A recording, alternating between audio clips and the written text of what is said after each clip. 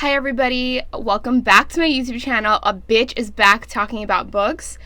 I'm hoping I have this, I'm trying not to move it a lot, this little microphone, and I'm hoping that it works well, so we shall see. If this video's audio is really bad, I'm sorry about it, but like nothing I can do, okay? What we're gonna be doing today is doing my tier ranking of all the romance tropes that are on this tier list. I feel like there might be more than the tropes that are on here, but I tried to find the best tier list, cutest tier list that I could, and this one is it. This is the one that I found, so I edited it a little bit, and yeah, we're just gonna be going through all of the different romance tropes and what my opinions are of them. This is just my opinion. If you guys have different ones, please let me know your best and worst romance tropes.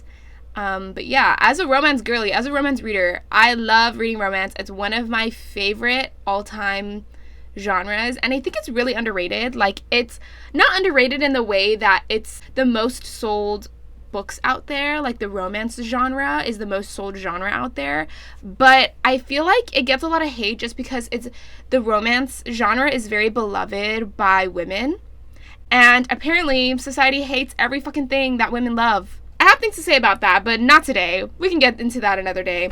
But today, we are going to be talking about romance tropes.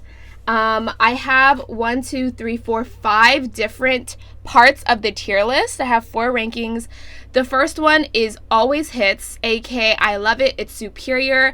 No matter what I am reading, whenever this trope is in it, it's going to be chef's kiss. It's going to be amazing. Pretty good is... it's a solid trope, probably maybe overused, but when used and done well, it makes the story progress so effortlessly and so nicely. Sometimes it can get a little redundant, things like that. That's basically what pretty good means. Meh is like, been there, done that. It's like, okay, whatever. I don't love it, I don't hate it. Pretty self-explanatory, más o menos, you know? Questionable is really, I don't know. Like, should this be popular enough to be a trope? That's what questionable means. And hell no. Hell no. I hate this trope every single fucking time. That is what hell no category means. And I feel like I have some pretty popular hell no's. So yes, the first one is abduction to love. Y'all, the new 365 DNI movie just came out, and I didn't watch it. I didn't watch the last 2, I only watched the first one. But when I hear abduction to love, it gives me that vibe. Abduction to love is very much like the book that I just recently read, which I'm hoping to do a review on soon, is Hooked. Hooked kind of has abduction to love. I'm gonna put it in questionable just because it's so fun to read. Is the actual romance good? No. The actual romance is gonna be a hell no. But the stories of abduction to love are so fun. They're so fun, so it's gonna be in questionable. I feel like the Maid series, the last book in the Maid series, The Darkest Temptation, is also abduction to love, things like that. Age gap. Okay, I'm gonna put it in questionable just because I feel like it's used a lot more than it should be, and when it comes to life experiences and things like that, age gap, the relationships when it comes to age gap don't feel as strong. After I finish reading a romance book, I always think to myself, is this couple gonna stay together after the book is over? And in most or a lot of age gap romances, I think it's questionable if they're going to stay together. They might stay together, but maybe not, just because I feel like when it comes to life experiences and if they're like soulmates or not, I don't know. Because I don't know if they have enough commonalities for the couple to stay together. I had an accent saying that, but yeah. Amnesia, I'm going to put it in meh. Because I think that it can create a really good story. Like, for example, the movie The Vow.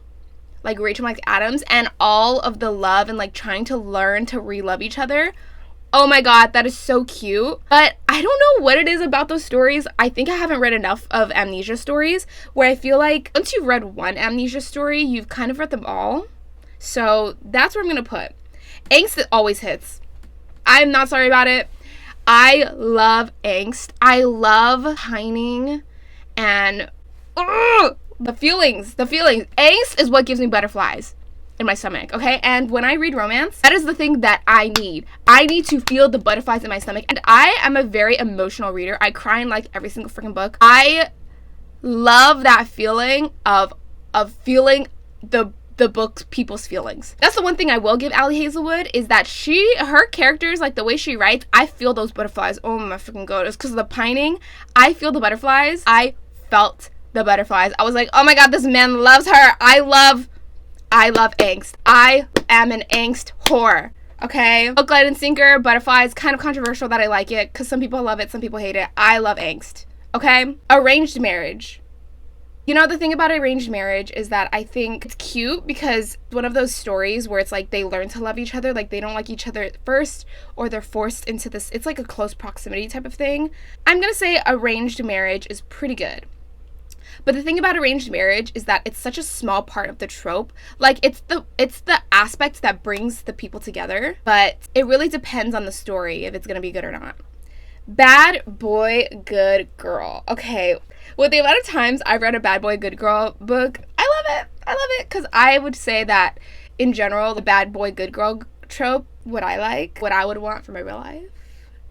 But it also can get into the, like, oh my god, I can change him, you know, type of situation, which I don't like. So I'm going to put pretty good.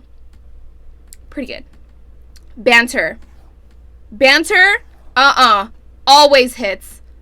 Always. You need good. Oh, no. Always hits.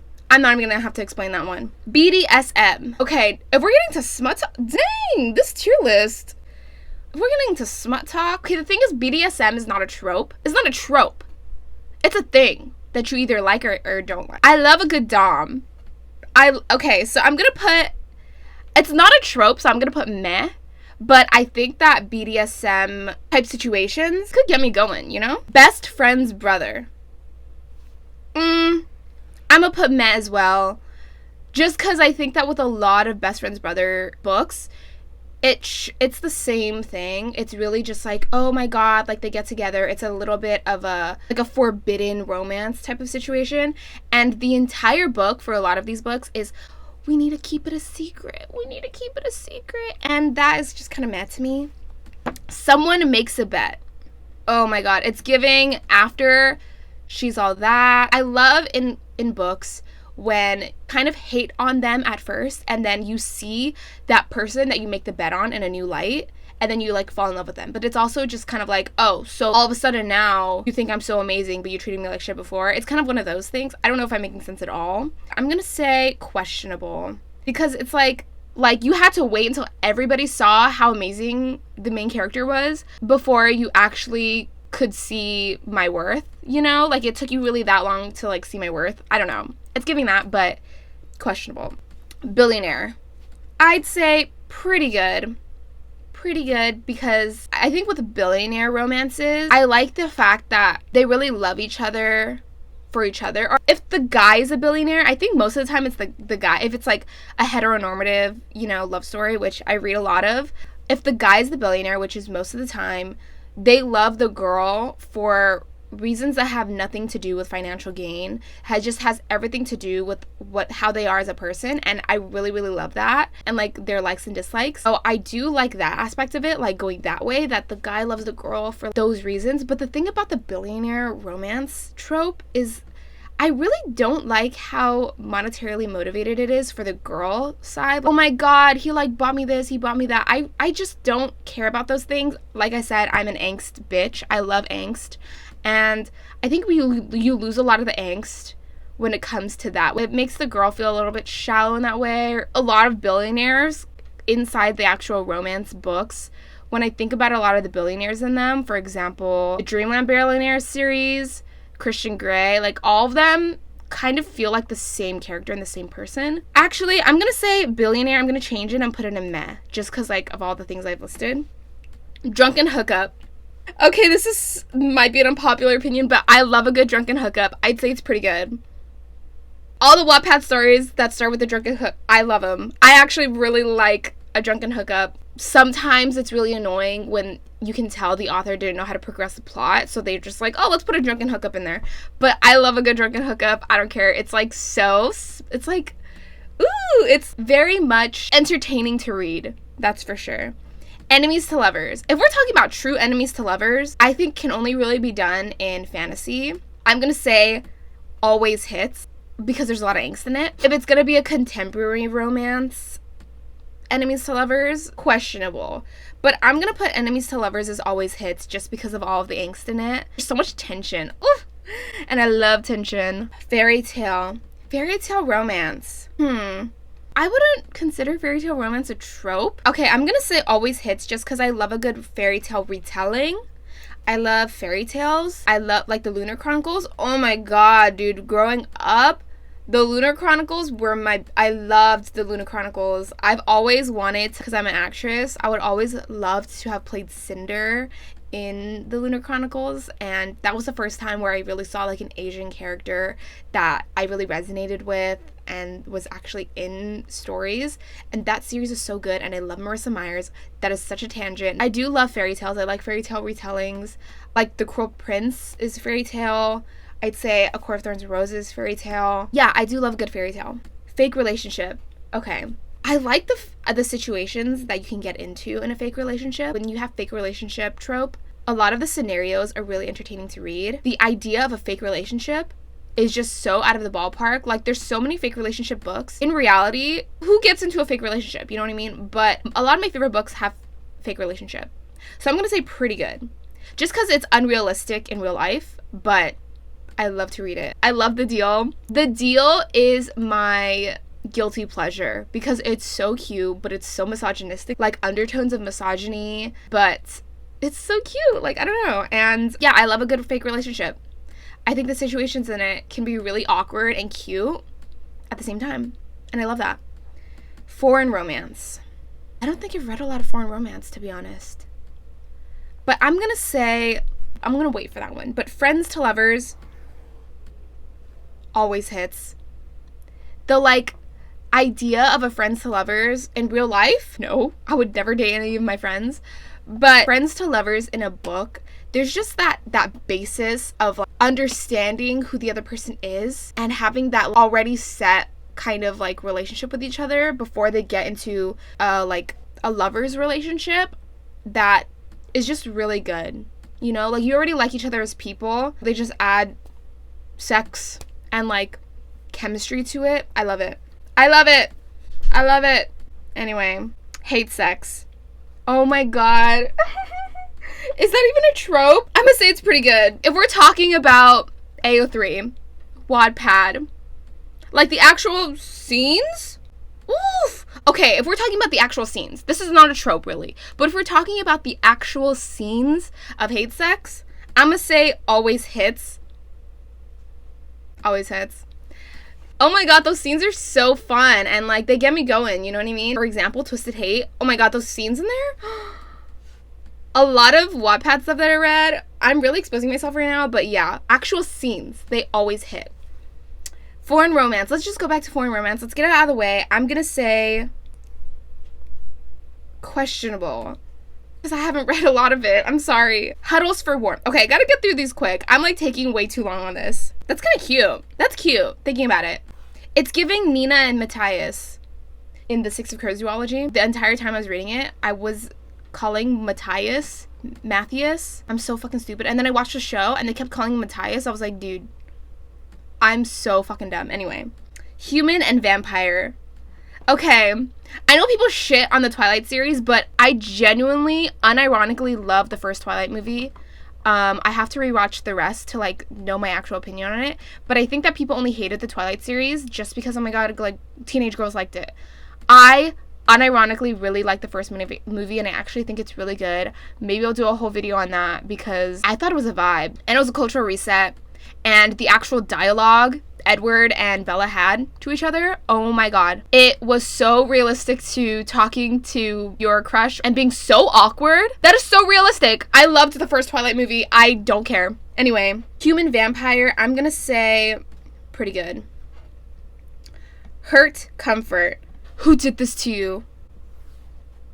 always hits. Who did this to you? I love it. Ooh, I love it. It's a little cheesy and it's getting redundant, but I do not care. Insta-love, unpopular opinion,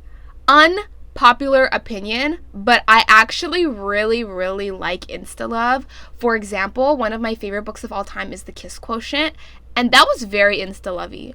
But I think that there's something about Insta-love. I feel like it's basically, Insta-love is in quotation marks as being lust. Like, you just have that innate attraction to each other, because that's what a lot of relationships are, right? In general. Like, you have this crush for each other when you don't really know each other. You find the other person attractive, and then you start to get to know them. I feel like that's pretty on par with real life. Also, romance books don't have to be like real life, but I feel like Insta-love, I don't think it always hits, because sometimes they don't develop the relationship after that initial Insta-love, but I do think it's pretty good. It's pretty good once they actually develop the relationship with each other. Like, for example, it's Insta-love, like they immediately find an attraction to each other, and then after, you know, maybe they hook up, like a one-night stand, and then they start to get to know each other. They have to establish more of a relationship and get more in depth with each person and each character and their relationship to each other to make the Insta-love like chef's kiss. Anyway, lots of virginity. Questionable. Because what is virginity? Right? What is that? Like, it's a social construct. I don't know. There's something iffy about it. Like, who cares?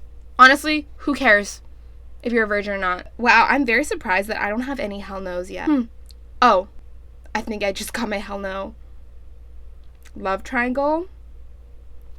The thing is like, I have to choose. I can't really do reverse harems or harems as much just because I get invested in one person. There's just something very distant about love triangles. It's just harder for me to get invested in. You're juggling so much. I'm very much a loyal person, so once I like one character or like one relationship, I'm gonna feel so out of tune with the rest of it. So I'm gonna put hell no. Sorry. It hits sometimes, but it's like rarely. Mistaken identity. Have I read a Mistaken Identity before? Sorry. Really, I haven't really read much Mistaken Identity. I'm gonna put hell no. Oh, Sierra Burgess is a loser? Mistaken Identity, maybe? Oh, hell no. Anyway. Mutual Pining. Oh my god. Mutual Pining always hits. It's pining. Pining. I love pining. Anyways. One of them is famous. Put meh. Because I feel like they use fame in a lot of these books as an excuse to not establish the relationship as to why they actually like each other, besides the fame. And this is getting into what I talked about with the book, Funny You Should Ask, and things like that. It's like, oh, they just kind of liked each other because they're famous. Girl in that book just liked the guy because he was famous already, and he was hot. I liked to love Jason Thorne, but it's kind of like, there's something kind of stalkerish about one of them being famous with the books that I've read so far. But if, you know, it's going to be, every situation is going to be different with every book. If the person is famous, but maybe it's like a friends to lovers, like, oh, they became famous until way later on in their life, or, you know, things like that, that can obviously change. But for right now, it's meh. Out for you? What the fuck does that mean? I don't know what that means. I'm a dumbass bitch, okay? I don't know what that means. I don't know. Okay. Forbidden Love. Pretty good. I like a forbidden love. I love the star-crossed lovers idea. And then I think with Forbidden Love can get into a lot of angst and a lot of pining. Partners in Crime. Okay, that's cute. That is cute. Pretty good. A Playboy. Meh. I like that, you know, like the playboy becoming humbled by girl. But it gets redundant reading a lot of it. Pregnancy's a hell no. I'm gonna put it in the front. I know this is not like in order. I don't really like the pregnancy trope at all. I don't know why. And I don't know why a lot of people hate it. I just know that I don't like it just because I think it gets overused for sure. And the only way that I will like a pregnancy trope is if it's not the third act conflict. I'll like the pregnancy trope if it happens in the very beginning and then it's like two people who like don't like each other or don't know each other at all, and then because they have a baby they like get to know each other after that. Oh my god, that's really cute. Like, I should read a book like that. But anyway, yeah. Porn without plot. Are we talking about books, or are we talking about, like, Wattpad, like AO3? Because I love a good one-shot. This is me exposing myself, but I read a lot of one-shots on AO3. I love them. If we're talking about books, see, this is the thing. Like, what are we talking about here? If we're talking about books, I'm gonna say a hell no. Books, hell no. Hell no. I need plot. I need some sort of plot. But if we're talking about Wattpad, I'm gonna put meh. Because I would rather have porn with plot, but if we're talking about like AO3, I love porn without plot. Corn, I like corn. It has a juice. Anyway, if we're talking about corn with plot, oh my god, those books are so good. For example, Beg For It on Wattpad. Oh, so good. Yeah, Beg For It by Humeros. One of my favorite books of all time. I swear it's so good. And it's basically porn with plot. And the plot is amazing. Renewed First Love. I'm gonna say questionable, because this is getting into like the After series and even 365 D&I. Like, these are toxic relationships, right? But why is it becoming a thing now where it's like, oh, the toxic couple spends 5 years apart to get therapy and then come back together? Like, I don't even think that should be a thing. And I think that renewed first love sometimes is usually like, oh, a toxic romance that they weren't supposed to be together, but because they both got help and they get back together like after that. Like, I don't really like that idea, because it shows that like, oh, the toxicity is okay. But like, also renewed first love, if it isn't toxic, I really do like. But it's also giving friends lovers ideology. I'm gonna just say questionable. Second chance love is different. I'm gonna say pretty good. Yeah, I do like a good second chance romance. I think it's cute. Secret relationship is meh. What's stopping you from telling people? It's giving Connell and Marianne from Normal People.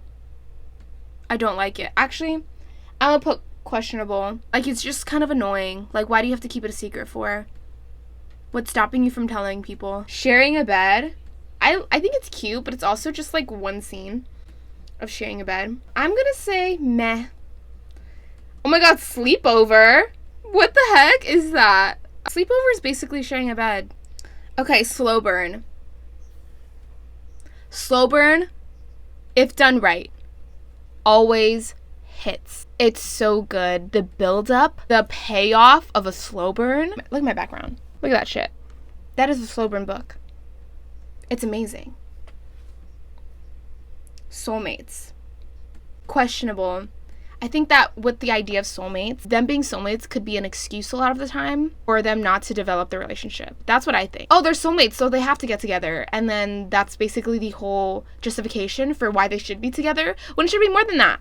It's like, why are they soulmates? And then the soulmates idea is kind of getting into the one thing I really do dislike about the A Court of Thorns and Roses series. Everyone is mates with everybody. I'm just like, oh my god. I wish that Sarah J. Maas would create a story where the two characters, the two mains, weren't mates with each other, but chose each other anyway. I think they could go through a lot more ups and downs in their relationship, overcome more things if they weren't already actually just mates. I kind of hate that everybody's just everybody's mate now in ACOTAR. Unhappy ending? You know, there's something very bittersweet about an unhappy ending. I think when it's not like, oh my god, so shocking, just to shock you, it can be really good if it's not just like for shock value alone. I really do like the bittersweetness of it sometimes, but I'm gonna say meh, because I love a happy ending. Most of the books I read have a happy ending, and I kind of need that because life is so depressing anyway. I need something to fill the void in my life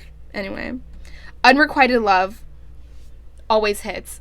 Oh my god, it goes with the pining, with the angst, with the butterflies in my stomach. I am a sucker for unrequited love. I love unrequited love. This is the thing I like about Allie Hazelwood. All her men, unrequited love. It's the thing that gives you butterflies in your stomach. It's like, oh, they're like, oh, the eyes. Their eyes are so sad and puppy dog as they're looking at the person that they love, who'll never love them back. Oh, I love it. I love it. I love it. Anyway, worthy opponents. Oh my god. I think worthy opponents could only really be in like fantasy books. I'm gonna say worthy opponents always hits. having fight scenes. It's like enemies to lovers, you know what I mean? It goes into academic rivals to lovers. I like all of them. There's so much tension, and I love the tension. For example, with worthy opponents, an example could be Air Fire. Rowan, I'd say, and Aelin are pretty worthy opponents. Shows that they're equals in the relationship. There's no distribution of power, is pretty much the same. I love it. It's chef's kiss. Yeah, I'm so tired right now. I talked so much, way too much, describing way too much detail about these tropes. I feel like there's a lot more that I'm missing, but this is my definitive tier ranking. Put it here maybe, of these tropes, of romance book tropes. Please let me know your thoughts down below, if you disagree, if you agree. That's basically it for this video. I'll see you in the next one.